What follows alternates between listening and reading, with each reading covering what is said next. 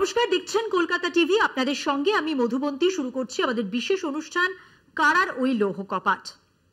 দেশের প্রধানমন্ত্রী ভাষণে হিন্দি সিনেমার ডায়লগ দিচ্ছেন। এ প্রজন্মেরও অনেকেই দেখেছেন শোলে।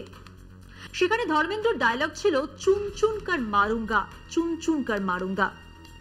মানে ডাকাতরা যেখানেই লুকিয়ে থাক, আমাদের নায়ক বীরু তাদের বেছে বেছে মারবে।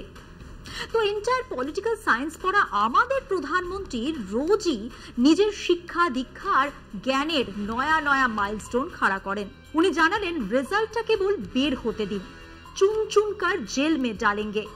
একেবারে পরিষ্কার হুমকি, যারা বিরোধিতা করছেন করুন, মাথায় রাখুন আমরাই ক্ষমতায় আসছি এবং তখন সবকটাকে জেলে পুরব। এরকম কথা প্রকাশ্য মঞ্চে দাঁড়িয়ে বলা যায়? নির্বাচনী বিধি কি বলে? আসলে নির্বাচনী বিধি নিয়ে উনি আর ভাবেন না, ওসব এখন তার কন্ট্রোলে। এখান থেকে মানে এই বাংলা থেকে খবর যাচ্ছে ওই অঞ্চলে আমাদের একটু অসুবিধে আছে, কিছু লোককে তুলে নিতে হবে। তো সেই বিরোধী রাজনৈতিক নেতাদের 2022 সালের এক মামলা খুঁজে বের করা হলো ঠিক নির্বাচনের আগে। এনআইএ সক্রিয় হলো বা তাদের সক্রিয় করা হলো, তাদের সঙ্গে রীতিমতো বৈঠক হলো, বুঝিয়ে দেওয়া হলো কাকে কাকে জেলে পুরতে হবে, কাকে কাকে জেলে পুরলে এলাকাতে বিরোধী শক্তিকে খানিক হলেও দমিয়ে দেওয়া যাবে। ব্যাস, এনআইএ মাঝরাতে হল্লা চলেছে যুদ্ধে। বলা নেই কওয়া নেই, মাঝরাতে এমন হানাদারি হলে গ্রামের মানুষ, এলাকার মানুষ তো আসবেই।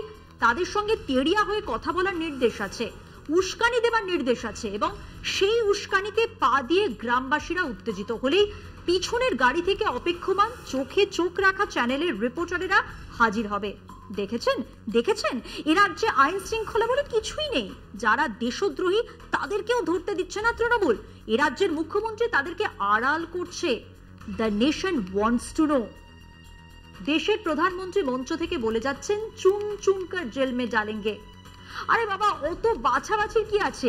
বাছাবাছি হচ্ছে নাকি? খোঁজা হচ্ছে নাকি? গ্রেফতারের তো একটাই শর্ত, বিরোধী দলের হতে হবে।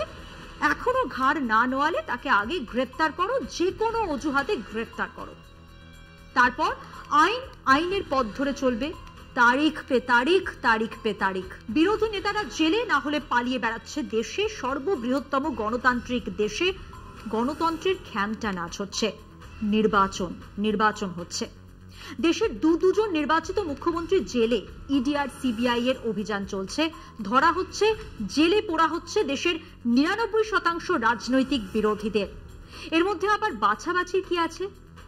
অতবার চুন চুন বললে মুখে চুনকালি পড়বে তো। এই আবহেই আমাদের সম্পাদক জেলে, আজীবন কারাবাসের সাজাপ্রাপ্ত এক 420 হঠাৎ দেওয়া বয়ানের ভিত্তিতে জেলে।